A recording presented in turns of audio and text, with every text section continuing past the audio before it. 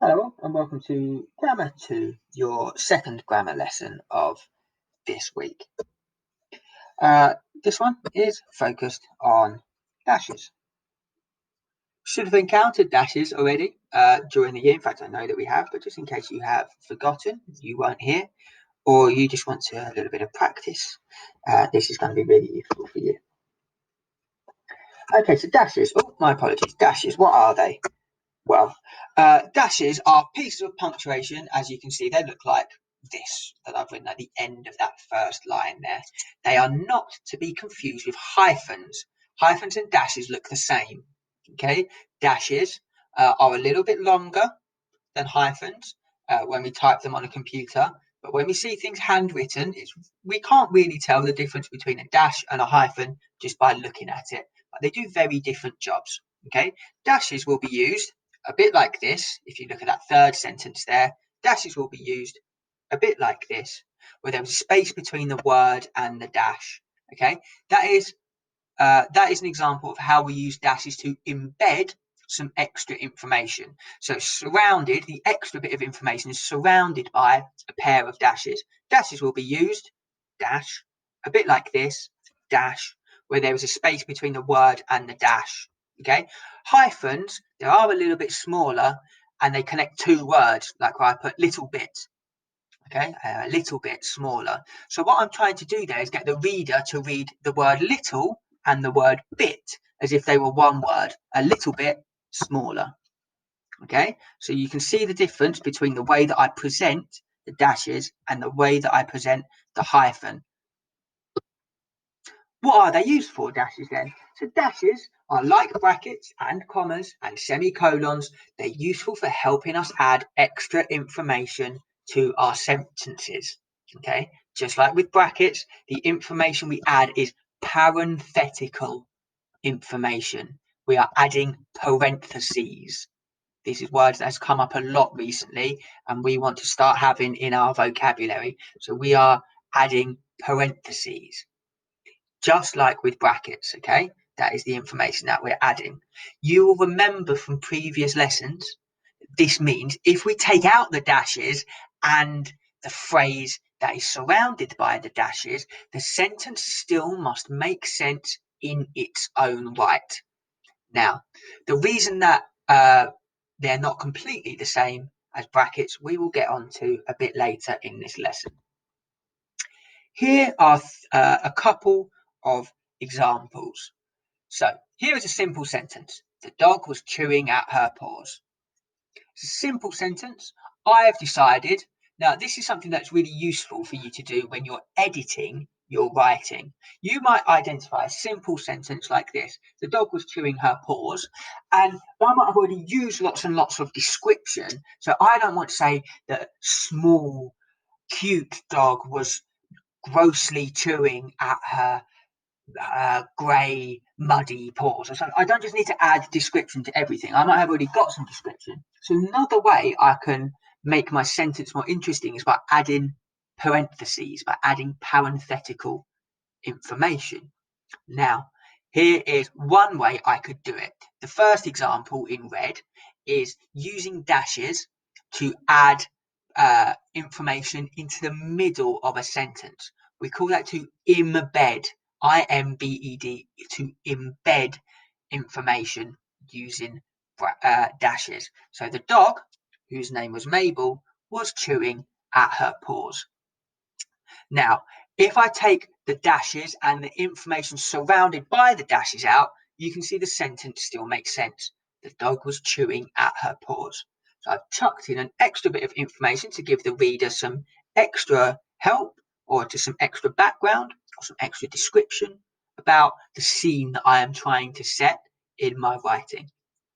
Another way that we can use dashes is to add on some extra information at the end of a sentence. This time I just need the one dash, as you can see. It's not like brackets. If I use brackets at the end of a sentence, I still need to have the open brackets, information, close brackets, full stop. When I use a dash, I just need to use the one dash, as you can see in the bottom example here.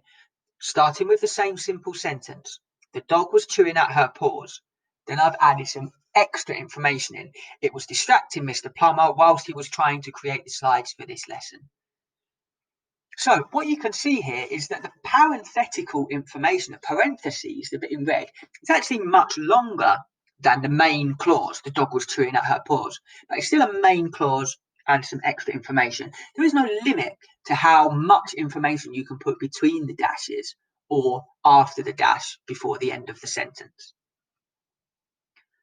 So some of us, when we do these sort of activities, we just look for the noun, the dog, and then we'll just put who was 10, and then the boy who was happy was playing football. Or we might have the girl baked a cake, and we'll have the girl baked a cake dash, it was nice.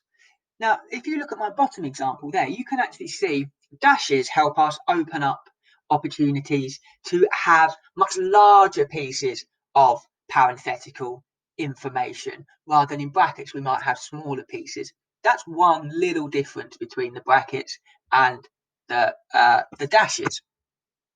So why else do dashes exist? That's a good question. Because as you can see, they're used in really similar ways to brackets and commas and even to an extent semicolons, but we'll talk about the differences between those two later. Dashes are really used more informally in writing. Okay, brackets and semicolons and things might be used in more formal pieces of writing. There are other differences as well, but this is one key bit of difference. Using dashes is going to let the reader know that you're speaking informally. This could be something like a diary entry. That's an informal piece of writing, isn't it? An informal letter, a letter to a friend or a family member or something like that, as opposed to a letter to a stranger or a letter to a business or something like that.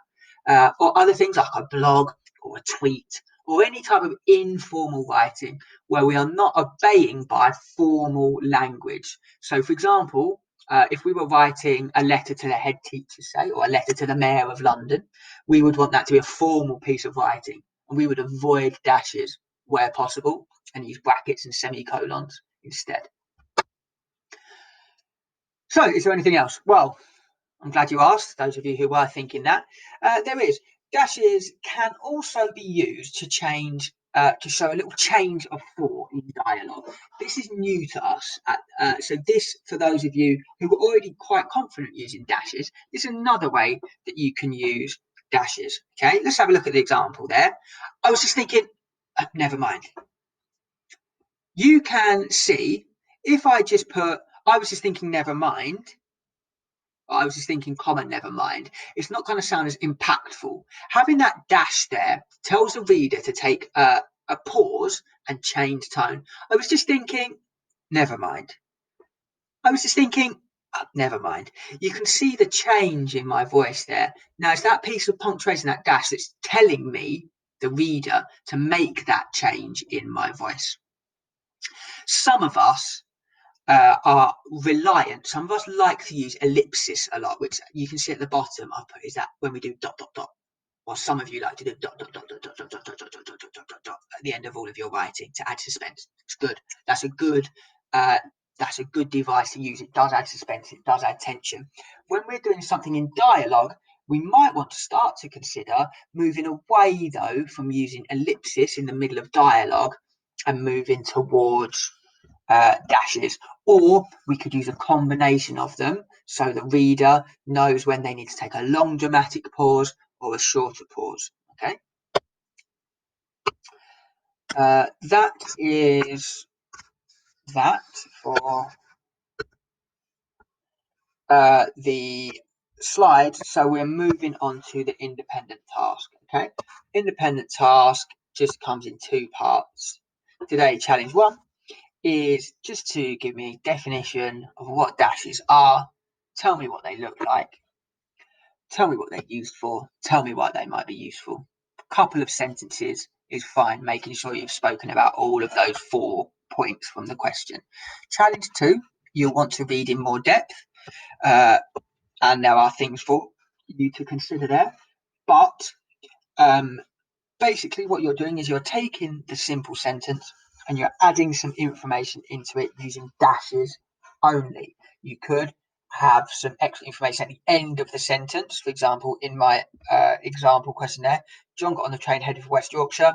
It was beautiful this time of year. Take note, the dash, much like a comma or a bracket or a semicolon or a colon, is not a full stop. Therefore, the word after it does not need to start with a capital letter. This is the same sentence. I'm just adding extra information into the same sentence. Okay, so John got on the train headed for West Yorkshire, space, dash, space, it with a lowercase I was beautiful this time of year. What I want you to do is look at these 5 sample sentences I've given you and try and add some extra information using dashes. You must obey by the punctuation rule. Remember, it goes space, dash, space. If you don't put the space, if you put a word and then a dash after it, I'm going to think that's a hyphen. You need to go word and then a space, dash, space, and then carry on with your parentheses. If you are adding some extra information into the middle of a sentence, for example, if I put John got on the train, space, dash, space, which was really overcrowded, space, dash, space, and it was headed for West Yorkshire. It's okay if you need to add in an extra couple of words or something to make your sentence make sense, or if you need to jumble it around. Okay, so for each of these, you are adding some extra information using dashes. Those of you who want a challenge, of course, will be trying to add some at the end, some in the middle. Could you do some at the front? Well, I'm not sure. It might be a challenge, but it's definitely worth at least trying to have a go at that. So 5 examples. Feel free to play with the sentences if you need to remove commas or things. That's absolutely fine. So don't forget challenge 1, the definitions, and then challenge 2, the 5 questions. Over to you.